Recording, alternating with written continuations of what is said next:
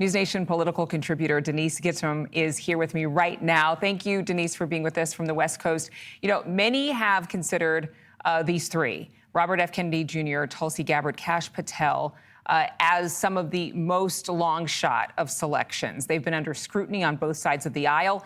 Is the critique valid, and does your gut tell you they will be confirmed? Well, first of all, it's great to be on with you, Adrian.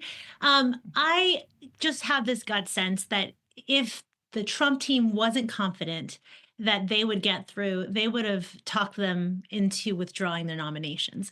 And so I have this feeling based on my time in the Senate when I worked there and just my time in Washington, my decade in Washington, that this is a done deal. Now, I do think it's going to be more difficult as for certain ones over others. For example, I think Tulsi Gabbard is going to be she's going to face a lot of criticism and a lot of skepticism, and there's good reason for it, right?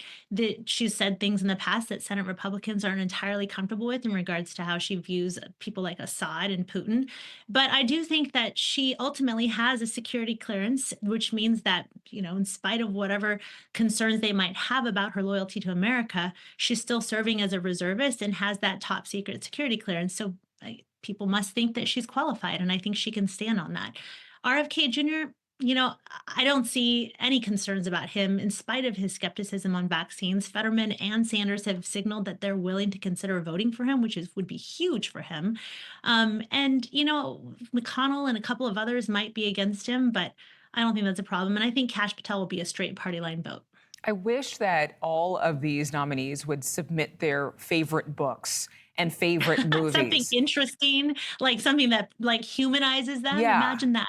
And that the American people could relate to, because then I think we could understand their psyche and their worldview a little bit better. I read a list of Elon Musk's favorite books, and that helped me in reporting on stories with him. But